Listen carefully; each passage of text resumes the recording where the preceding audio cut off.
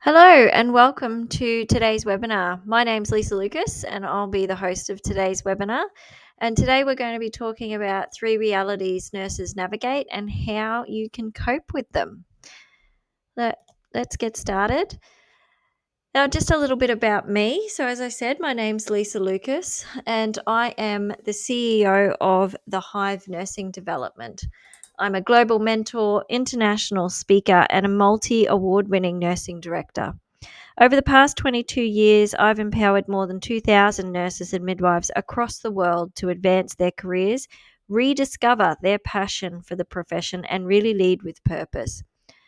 I've been lucky enough to share my insights on the international stage, and I continue to guide professionals globally through mentoring that blends career strategy with personal alignment. As I've built my own career, I've really helped others rise by living and leading in line with their higher calling. And I'm really invested in ensuring that we take care of nurses and midwives across the globe and we really encourage them to stay in the industry, which is the whole purpose of my conversation with you guys today. So let's get started. Today I'm going to focus on 3 specific challenges in nursing. The reason I have chosen these 3 is probably the top out of the top 5 challenges. These are three of those, and they really connect with each other and create this vicious cycle in which if one leads into the other, leads into the other, and then back to the beginning again. And if we don't really deal with the problems and we don't have strategies in order to deal with the challenges, then it really leads to us losing that passion for the profession and that connection to why we chose it in the first place. And ultimately that leads to our ongoing attrition problems within the industry. So today we're going to talk about burnout, how you can recognize that it's occurring for you, but also strategies in order to cope with burnout. We're going to talk about workload and how you can manage the workload within, the factors that are within your control, and then career progression and support and how you can really push that, not only for yourself, but also for others in the industry. So let's start with the big ticket item, and one that is probably pertinent for us here in Queensland as we go through the current negotiations in the public sector, but staff shortages and workloads. And a lot of research, as well as just about every health service employee survey I've ever reviewed or been a part of, as well as the anecdotal evidence, not only from my colleagues, but my own anecdotal evidence, it all leads to the fact that workload is absolutely one of the workplace conditions that contributes the most to the progression of nurses that burn out. So the big question is, how do we manage it? We can't always manage staff shortages as an external factor. We can't do anything about the fact that our colleagues may have sick leave or life factors that mean that they can't come to work, but we do contribute to it. So if we're not looking after ourselves, then we ultimately will lead to burnout and then compound the problem of staff shortages. And then workload is absolutely something that we can manage within ourselves and our own space. Now, it doesn't matter whether you're still clinical, whether you're in a management or leadership role, triaging tasks is one of the most important things to do, and it can be the hardest thing to do. And as we start our career, we get better and better at this through the years, but it is very, very difficult at the beginning because everything seems to be really, really urgent and really, really important. So learning how to navigate through that and understand what is urgent, what is important, and what isn't is the trick to be able to manage this particular problem with ease, or with less challenge, shall we say, maybe not with ease. Within the management space, something that I've used quite successfully for many, many years now is something called the Eisenhower Matrix. And we have videos and things like that on the website that you can have a look at around workload management. that describes what the Eisenhower matrix is. But essentially, it is breaking tasks down into 4 categories: urgent and important, not urgent and important, urgent and not important, and not urgent and not important. Now, easiest thing to tick off the list is if you're putting something in the bucket of not urgent and not important, then it shouldn't be on there at all. There should be no reason to have something that's not urgent or not important on your list of things to do. Just remove it. The urgent but not important might need to get done, but doesn't necessarily need to be you that does it. Could it be delegated? That's really important to think about. The other 2, which are either urgent or not urgent, but very important tasks, how do you work out what those are? That's often the question that I get asked. The easiest way to think about it is what makes the most impact either to the patient, either patient safety or patient well-being, or what makes the most impact to the service, whether that's your colleagues or whether as a manager, the whole service. Usually this is the 20%, 80% rule. 20% of our tasks will probably fall into the urgent important or not urgent important space, and 80% of it is just external triggers or external tasks that don't necessarily need to be done by us or right away. So what makes the biggest impact to our patient? What makes the biggest impact to our service? Those are the things that you triage. We are human, and we are not going to be able to manage everything immediately. We do have some really great tips and tricks if you're a manager on managing that workload via a webinar on our website.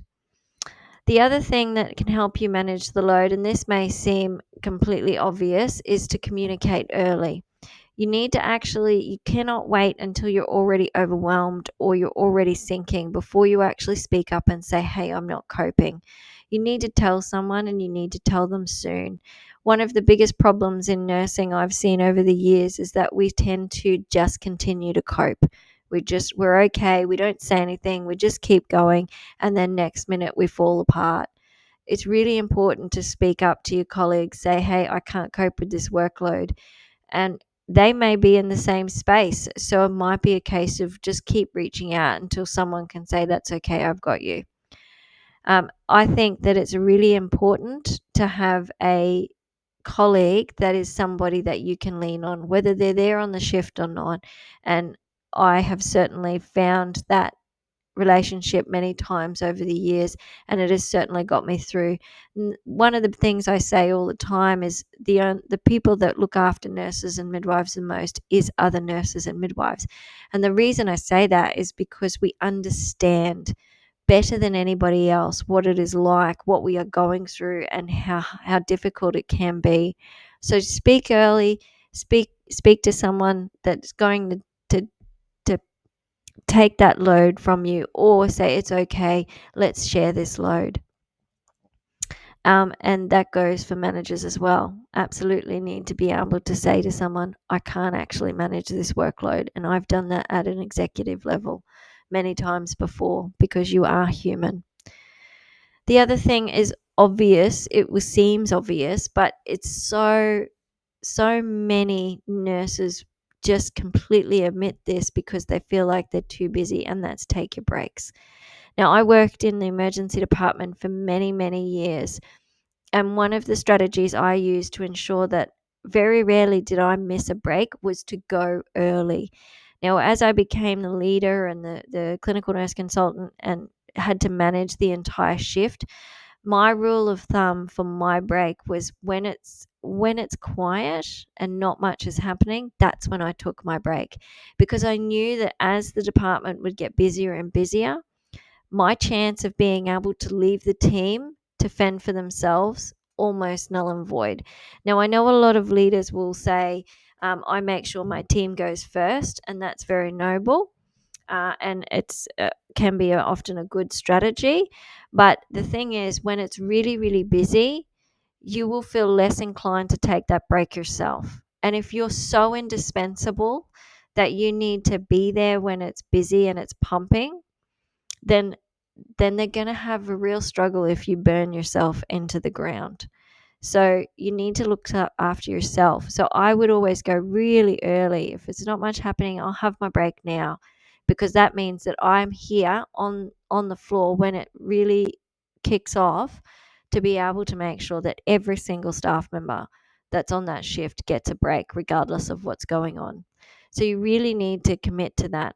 Now, in management, it can be really difficult. And one of the things, the pitfalls that I see a lot of people fall into, is that they have their breaks at the desk. This is so bad for you. Not only because you just eat and continue to work, but it doesn't give you a time to regain your thoughts, take a breath, and maybe even reach out to your colleagues, have a conversation, even if it's not about work. Get yourself realigned, go back to work, and you will be more productive in the afternoon. When I went into the executive position, actually, when I went into the management position, I would plan my breaks around meetings and everything else that was happening, put them into my calendar, and then I would commit to having them with a colleague. Now, it wasn't always the same colleague because they would have other commitments, but I would commit to going and having a break with a colleague. This meant not only did it force me to have my break, but it also forced them to have a break as well. So you were looking out for each other. We would leave our desks, we would have something to eat, and then we would return to our work, feeling better about the day and better about what we had ahead of us for the rest of the day. So really, really important. I can't stress that enough. And this is why, because if we don't do all those things, this is ultimately where we will end up in burnout. And a lot of the time, because we're so busy all the time and it is quite a taxing job, particularly if you're still doing full shift work at full time, that we often can't recognize the signs of burnout because we think that it is just part of the role, it's part of shift work, it's part of being a nurse. In actual fact, we're at the point of breaking, and if we don't do something about it, then that's exactly what's going to happen. We're going to leave nursing, we're going to get sick, and ultimately we're going to compound the problem for our colleagues. So, what are the signs of burnout? The physical ones is often why we can't recognize it, because feeling exhausted seems to come hand in hand with shift work.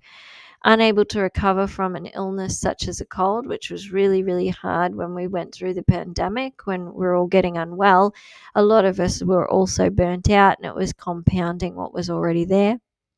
Frequent headaches, gastrointestinal problems, sleep disturbances, which also is difficult to recognize when you're doing shift work because often it's broken sleep anyway, and shortness of breath or anxiety. Behavioral, you can be quite irritable. You can have heightened emotional responses and quick to cry and quick to anger. And I can't tell you how many times people have had an emotional response to something and say, I don't know what's wrong with me. There's nothing wrong with you. You are exhibiting signs of burnout, and you probably need to start taking care of yourself. Suspicious or paranoid about colleagues, what they might be saying or doing. Substance abuse. It is a regular joke that I hear about nurses that we rely on alcohol. I have absolutely done that in the past. You lean on alcohol to cope and come home from work, have a glass of wine. There's nothing wrong with that, right? But when it becomes part of the norm and you feel like you can't get through things without numbing, then it's a real problem. Stubbornness, rigid thinking, and unwillingness to listen to other people or accept feedback, which is quite common. Negative attitude, particularly when you turn up to work, and you can appear distressed a lot of the time. So, how do we manage this? Well, I'm going back to the same point as I did before, breaks. You need to actually, if you feel any of those signs or symptoms being exhibited, particularly while you're at work, you need to have what's called micro recovery sessions. So short breaths, walk outside, just take a moment to regather yourself. It's really important that you recognize what's happening and you actually do something to step out of that. Now, emotional barriers or boundaries is really important. And I see this as being really, really important, particularly not only in the clinical setting where you have the high emotions of what's happening for our patients, but also in the management space. Now, in the clinical setting, we need to recognize that certain cases, certain patients, certain conditions, certain instances are going to trigger us more than others. And it's important that we recognize what they are and be able to step away from it and be vulnerable and say to our colleagues, I'm not okay with what's happening. This has happened to me.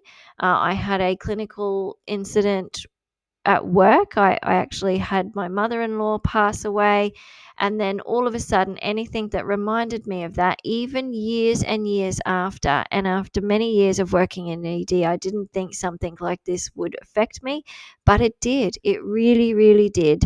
And it only took one person, one case for it to bring everything up, and it was absolutely a tipping point for me.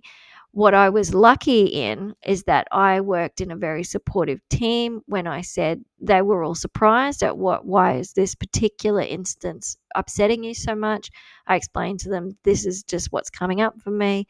I'm not okay.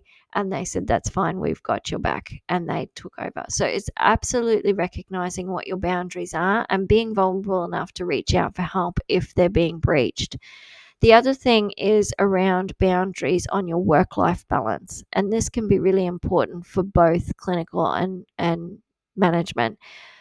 That if you're not setting a boundary that when you're at home, then your risk of burnout increases exponentially. So, particularly for managers, and I actually got asked this question very recently, and how much work do I take home as an executive member of the healthcare team? My answer is very, very minimal. I have 3 children, and I have a lot of work that I do outside of the healthcare and health service, but I need to be, when I'm at home, I need to be at home because that's my recovery time. That's my time to fill my cup, do what matters most to me. And if I'm so indispensable that I need to be working or answering emails or answering phone calls when I'm not at work, then what happens when I eventually burn out because I haven't had any time out for myself? So you have to actually recognize that you could be making the problem worse by constantly being on hand, because when you eventually can't do it because you've burnt yourself into the ground, then you're leaving everybody in the lurch. So just remember that. Am I so indispensable that burnout in me would have such a significant impact on the team? You need to set boundaries. So I do not answer emails from work, phone calls from work, or do too much work outside of hours because I need to have my recovery time. So set your boundaries and stick to them. Debrief is overwhelmingly significant in nursing. You need to have colleagues, a mentor or mentors, and friends that you can lean on. Now, in the critical care space, they're getting very good at ensuring that this happens on a day-to-day basis within the health service. But what is happening is we're seeing that instances with patients are being debriefed, but there's not that one-on-one debrief about how you're coping. Maybe you're dealing with conflict with colleagues. Maybe you're dealing with something at home and it's coming up for you at work. Who have you got in your life to be able to talk to be able to say, okay, this is happening for me. I just need you to listen. Or this is happening for me. Has this happened to you before? Have you got strategies on how I can cope with it? These relationships are the most important ones you will have. And some of the closest people in my life are nurses that I have grown together with, that I have absolutely debriefed and lent on throughout my career. That goes for mentors as well. If you do not have a mentor or mentors in your life, then this is the time that you need to go and seek them out. Some of the greatest growth that I have achieved in my nursing career has been from the advice and guidance of mentors that I've sought out. It is absolutely imperative to be able to have somebody that has lived experience, that you look up to, that you can go to and say, I'm just not sure how to navigate this. and they can use their experience, their knowledge, their background to provide you with some advice and guidance on how to navigate it. Very, very important relationships, and some of the most important relationships I've had in my life. They have saved me time, they have saved me pain, and they have absolutely helped me to achieve career success just through their support. I still invest in mentors even to this day, and will absolutely continue to do so for the rest of my working career. Career progression and support. Now, this actually has been coming up for me a lot lately with people that I'm talking to, that they're feeling stuck. They don't know what they want to do, they don't know where they want their career to go, and even, is nursing for me? And they seem to be stuck in this cycle, this cycle of just go to work and do what needs to be done and go home. There's not a lot of access to mentorship because everybody's busy. The workload issue is making that a problem, and there's no future planning. We kind of just fumble our way into the next position. Or on the flip side, we get into a position, get very, very comfortable, and then feel stuck in it because we've put ourselves into a niche or a hole or corner that we feel like we can't get out of, and we have no ability to plan forward. And what ultimately happens in this instance is that we find that we have no ability to see the future or see where we could take our career, which is ultimately leads us to losing sight maybe of the reason we became a nurse in the first place, or what we love about our job, what we really feel fulfills us about our job, because we're so busy just coming to work and going home. So what can we do about it? Well, you need to create a career plan. Now, this plan will change absolutely over the years, but you need to have a roadmap, because ultimately you're just otherwise stabbing in the dark, just taking opportunity where you can and hoping that it sticks and hoping that you like it. You need to have a plan, and the way to do it is to work out what it is that you love. Out of your career, what do you love to do? Write those things down and then start looking at opportunities that are going to give you more of that, wherever they are, whatever they align with. And then once you have a guide of what kind of direction you want to go, then you can reverse engineer back to where you are. So maybe you really love supporting other people, you love career planning, development, you love education, and so you'd like to be in that education space, but you have no experience in that, and you're not really sure how to get from where you are to where you want to be. Well, you just work backwards. What is the steps each way to where you are now? And then you fill the gaps. It's a really, really powerful way of mapping anything out, but particularly your career. It provides direction and it provides complete clarity on what your next step is. You absolutely need to seek mentorship. As I said, these are absolutely the most important relationships you'll have, regardless of your career, but particularly in nursing. Now, I have mentors both within the healthcare industry, within nursing, and outside of, and I think that they are absolutely imperative to have if you want to really build your career. You don't have to figure it out alone. It brings direction, it brings confidence, they help you network, they will help you, support you through any challenges that you have, and lean on their experience to help you do that. And you need to leverage your own experience. You absolutely have experience, and a lot of us will sit in that imposter syndrome, not realizing actually what we bring to the table. So you need to sit down, have a look at what your experience is, have a look at what you actually can bring to the table, and use it as a stepping stone into the next chapter of your career. So I hope that really helps. I hope that you've taken some stuff away from that on how you can really navigate through those challenges that we all face day to day.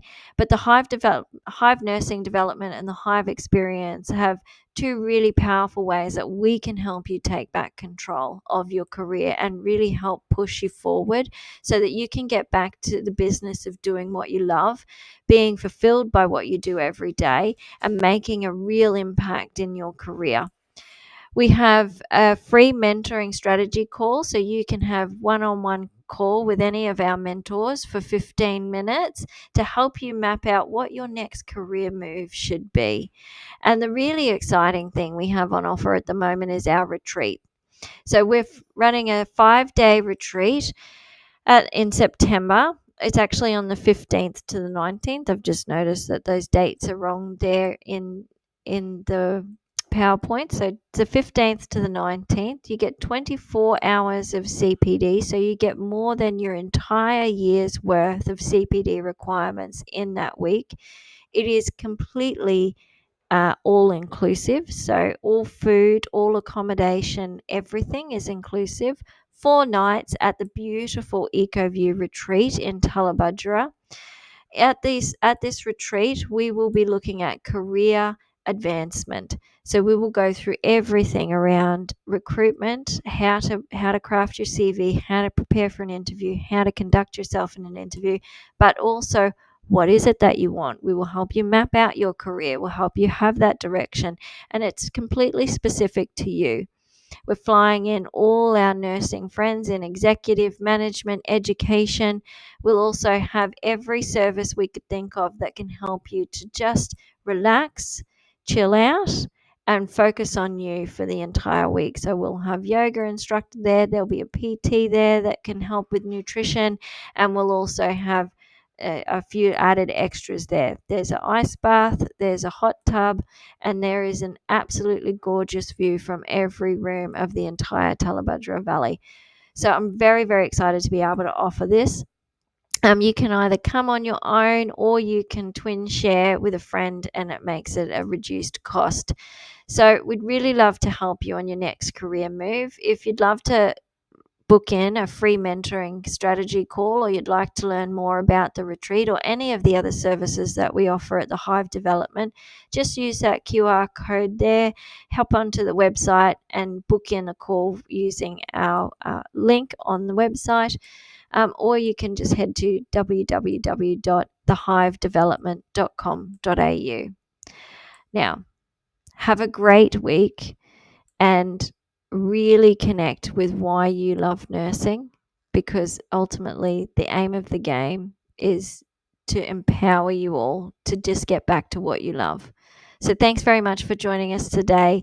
I hope you've enjoyed it. I hope you've taken some stuff away, and we look forward to working with you guys soon.